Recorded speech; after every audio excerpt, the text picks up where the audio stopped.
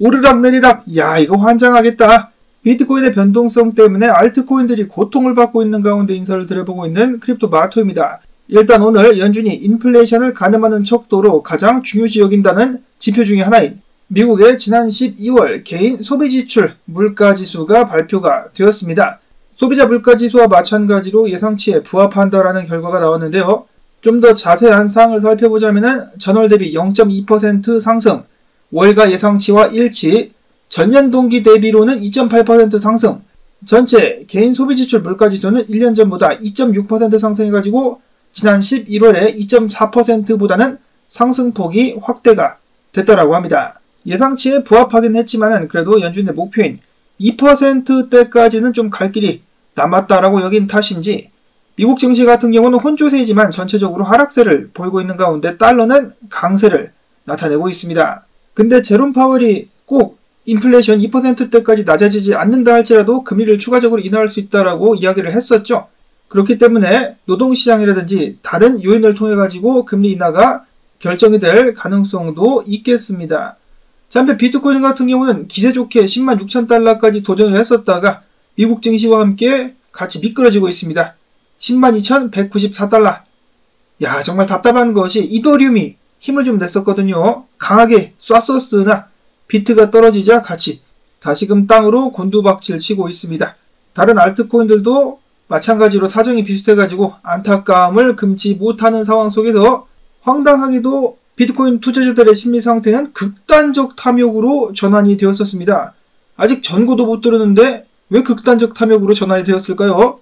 좀 이상하다. 설레발을 너무 과도하게 친 것인가? 그런가 하면 이번 주에 미국 증시 및 비트코인 하락을 하게 만들었었던 요인이었었던 딥시크, 중국의 AI 같은 경우는 미국 하원에서 보안 우려로 미국 내에서의 사용을 전면 금지시켰다는 소식이 나왔는데요.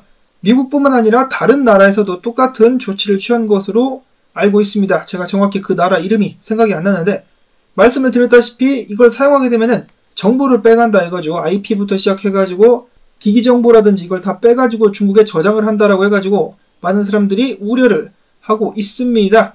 또한 미국 상무부 같은 경우는 중국 AI 기업 딥시크가 미국산 반도체를 사용했는지 이것에 대한 조사에 착수했다라고 밝혔습니다. 중국으로의 반도체 수출이 금지가 된 상황에서 하지 말라고 얘들이 안 했겠냐? 아니죠. 말레이시아, 싱가폴, 아랍에미레이트 등등을 경유해가지고 밀수를 한 것으로 추측이 되고 있다라고 합니다.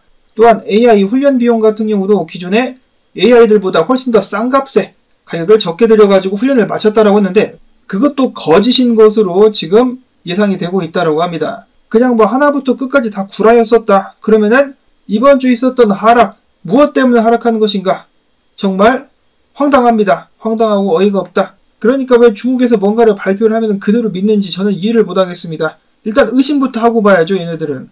이어지는 본격적인 암호화폐 소식, 비트와이즈가 현물, 비트코인, 이더리움 합체 ETF를 신청을 했었는데요. 초기 승인이 났다. 그래가지고 S1-1 양식까지만 승인을 받아낼 수 있다면 정상적으로 출시가 가능할 것이다라고 합니다.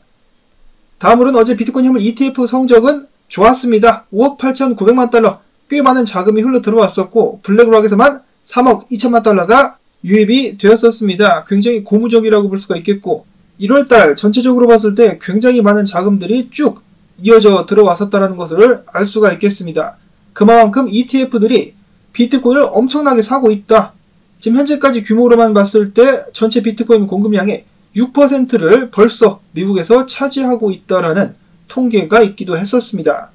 뿐만 아니라 굉장히 긍정적인 소식들, 미국의 여러 주들이 비트코인을 전략적 준비자산으로 받아들이려고 준비를 하고 있다라는 소식들이 나오고 있는 가운데서도 비트코인 가격이 이렇게 지지부진하다? 저는 오히려 이런 상황이 좀 더 의심스럽다라는 생각이 듭니다. 그냥 적당한 가격선에서 누르면서 계속해서 매집하고 있는 것이 아닌가? 10만 달러가 왜 적당하냐라고 말씀하실 수 있겠습니다만 10만 달러 정도는 돼야 개미들이 못 따라붙겠죠. 음모론까지는 아니고 그냥 그럴 수도 있겠다라는 생각이 들었었고요. 자, 그 다음에 스탠다드 차타드 같은 경우는 만약에 체코 중앙은행에서 비트코인 매입 관련된 승인이 나올 수만 있다라면은 체코 중앙은행에서만 6만 9천 개의 비트코인을 보유하는 것이 가능할 것이다라는 계산을 하게 되었다라고 합니다. 자, 그리고 스위스 중앙은행 같은 경우도 지금 비트코인을 전략적 자산으로 만들자라는 것에 대한 제안이 나왔고 이에 대한 설문조사 및 청원을 받고 있다라고 하죠. 스위스 중앙은행의 준비금 같은 경우는 체코에 비해서 6배나 더 크기 때문에 시간이 좀 걸리게 될 수 있을지 모르겠지만은 얘네들도 만약에 승인이 나게 된다 그러면은 엄청난 수요를 또 기대를 해볼 수가 있겠습니다.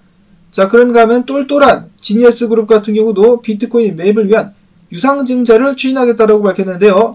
이에 따라서 그들의 비트코인 보유 규모는 앞으로 4,500만 달러에서 최대 1억 달러까지 증가할 수 있을 전망이다라고 밝혔습니다.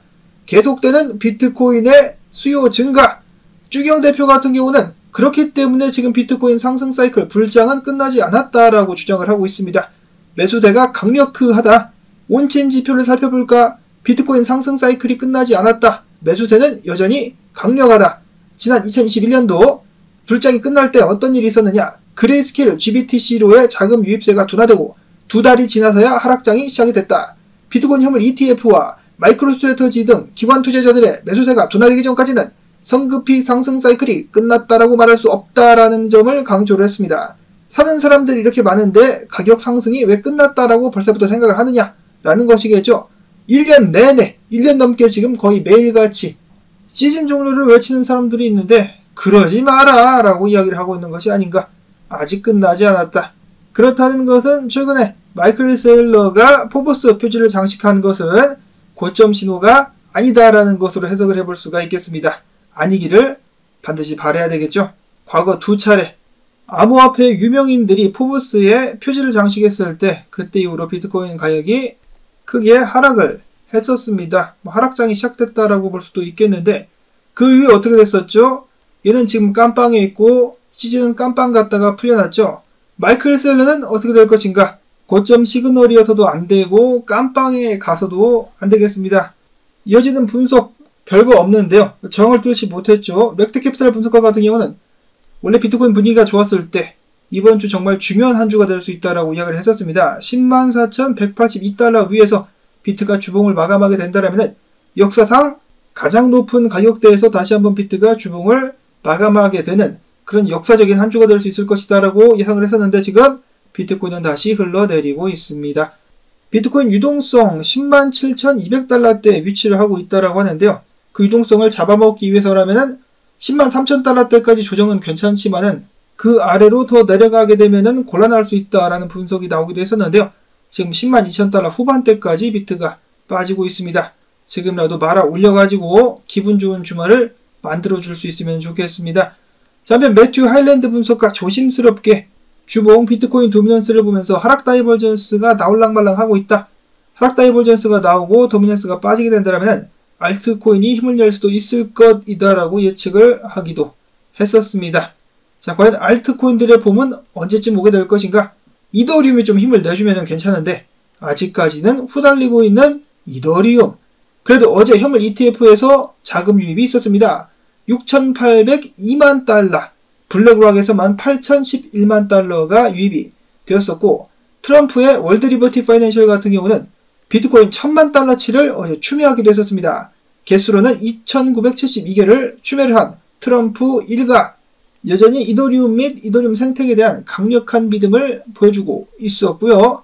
한편 이더리움 오늘 한번 지대로 뚫나 싶었습니다. 이거 뚫고 날아가지 않겠느냐 많은 사람들이 흥분을 했었으나 다시 저항 아래로 꼬꾸라지고 있는 안타까운 모습. 다음으로는 에이다. 조만간에 대규모 변동성이 예상이 된다. 최대 40% 급등락이 예상이 된다라고 하는데요. 위로 쏠까 아래로 쏠까 몰라요. 삼각 수렴이 마무리가 되는 대로 방향성이 나오게 된다라면 한쪽 방향으로 크게 움직일 수 있겠다라고 알리 마리티네즈 분석가는 예상을 하고 있었습니다. 자, 만약에 비트코인이 상승을 하면 위로 가게 될 가능성이 훨씬 더 높아지겠고 떨어지면은 속된 말로 다시 한번 개꼬라박게 되겠죠. 이렇게 되지 않기 위해서라도 비트코인이 그리고 이더리움이 꼭 힘을 낼 수 있기를 바라야만 되겠습니다. 자, 그 다음에 어제 그레이스케일이 SEC에 XRP 현물 ETF를 신청했습니다. 정확히는 그레이스케일 XRP 트러스트를 ETF로 전환하기 위한 움직임이었다라고 하고요. 캐나다 같은 경우는 우리가 미국보다 한 발 앞서가지고 XRP ETF를 발행을 하겠다라는 의지를 가지고 퍼포즈 인베스트먼트가 캐나다 당국에 XRP ETF 출시를 위한 예비 설명서를 제출을 했습니다. 조만간에 리플, XRP 현물 ETF가 승인될 가능성이 굉장히 높아지고 있는 가운데 높은 적중률을 자랑하는 폴리마켓 같은 경우 올해 미국에서 XRP 현물 ETF가 승인될 가능성을 무려 82%로 점치고 있었습니다. 된다라고 보고 있다는 것이죠. 과연 XRP는 많은 한국인들을 부자로 만들어줄 수 있을 것인가? 꾀꾀 오리 선생 같은 경우는 XRP 차트를 보면서 암호화폐들 중에 가장 보기 좋은 차트 중에 하나가 아닌가 싶다라고 이야기를 했습니다. 지금 녹색 구간에서 와리가리를 치고 있는데 만약에 불안 요소가 있다라면은 녹색 구간 요소를 깨고 아래로 내려와가지고 이 빨간 구간으로 떨어지게 된다.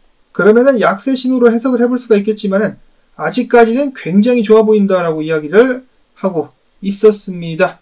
자, 그런가 하면 솔라나 같은 경우도 전고 250달러 저항에 부딪힐 때마다 저항이 약해지는 것이 보인다. 솔라나 조만간에 마찬가지로 한번 쏴줄 수 있지 않겠느냐.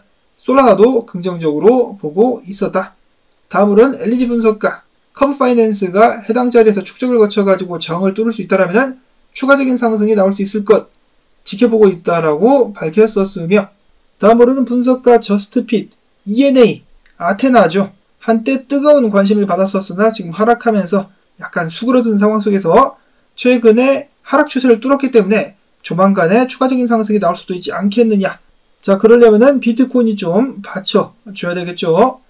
다음으로는 일본의 최대 통신사 NTT 도모코의 웹3 자회사 NTT 디지털이 제타체인 밸리데이터로 합류를 했다는 소식이 나왔습니다. 이를 통해서 NTT 디지털은 비트코인, 이더리움, 솔라나 등 여러 블록체인을 네이티브로 연결하는 유니버설 앱을 지원하게 될 것이다라고 하고요. 다음으로는 일론 머스크의 아버지까지 나서가지고 토큰을 발행을 했었다. 이미 발행이 됐습니다. 작년 12월에 출시가 됐는데 이름은 머스크잇이라는 토큰이고요. 그는 해당 토큰을 통해서 2억 달러 자금 조달에 나선다라는 입장을 밝혔습니다. 자, 머스크잇. 해당 토큰 같은 경우는 포춘지에서 보도가 나간 이후에 가격이 2배까지 뛰었었고, 그리고 0.014달러에서 0.2달러까지 1500% 급등했다가 다시 0.02달러로 떡락을 했었습니다. 아니 근데 아들내미가 전세계 최고 부자인데 용돈 안 주나? 굳이 불쌍한 개미들한테서 돈을 받으려고 해. 왜 그러는 거야? 이 둘의 관계를 잘 모르겠습니다만은 관계가 좋은데도 이런다. 있는 사람들이 더한다라는 말을 다시금 떠올리게 하는 것 같습니다. 자, 그리고 저는 전에 예고를 해드린 대로 내일부터 시작해가지고 며칠간 방송을 잠시 쉬어가도록 하겠습니다. 일이 마무리가 되는 대로 바로 다시 돌아오도록 하겠고요. 며칠이 걸릴지는 아직 잘 모르겠습니다. 한 이틀에서 3일 정도, 그때까지 여러분들 건강하시고 마음 평안한 투자를 이어가실 수 있기를 바랍니다. 오늘 나온 정보들 도움되셨다면 토마토밭에 물주기 광고 영상 재생 한 편만이라도 끝까지 및 클릭 부탁을 드립니다. 저는 그러면은 또 다음에 인사를 드리도록 하겠습니다. 안녕히 계십시오.